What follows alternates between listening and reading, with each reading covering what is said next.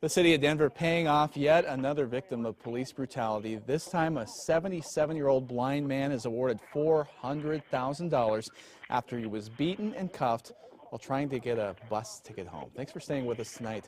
I'm Kagan Harsha. And I'm Erica Gonzalez. The incident happened back in 2012. Fox 31 Denver's John Bowman brings us the new developments and explains why the officers responsible aren't facing any punishment.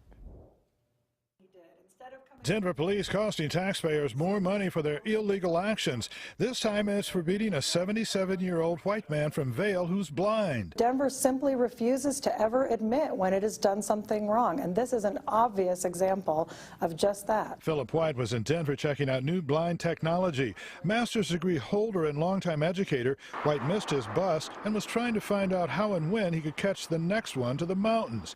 Unable to get help from Greyhound, he called 911. I am totally blind, okay. Inside the depot, a security guard also called police. Instead of giving Mr. White a chance to explain his predicament, Officer Killian Chafin denied White the ability to make sure he was a real police officer. Well, I asked him to see his badge, and he says, well, how are you going to see my badge if you can't see?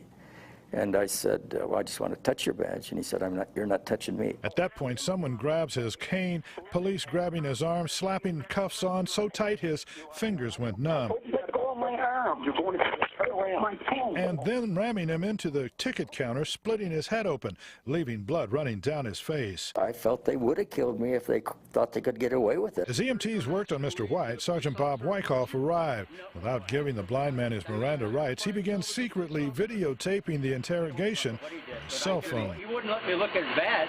Well, I thought you said you were blind. I can feel. I read Braille. So but I won't probably never be able to read Braille again with this damn thing on this tape. White says he can't believe Officer Chafin was allowed to remain on the force without facing any charges. Neither can his attorneys. Well, if Denver would ever actually indict an officer who uses excessive force and lies about it, maybe we'd see some change. A $400,000 settlement, no charges against the officers. Police declined going on camera but issued a statement which in part says Denver police found that the officers' actions fell within department policies. And in fact, the sergeant who made the illegal videotaping was promoted to lieutenant. At the Greyhound station, John Bowman, Fox 31 Denver. John.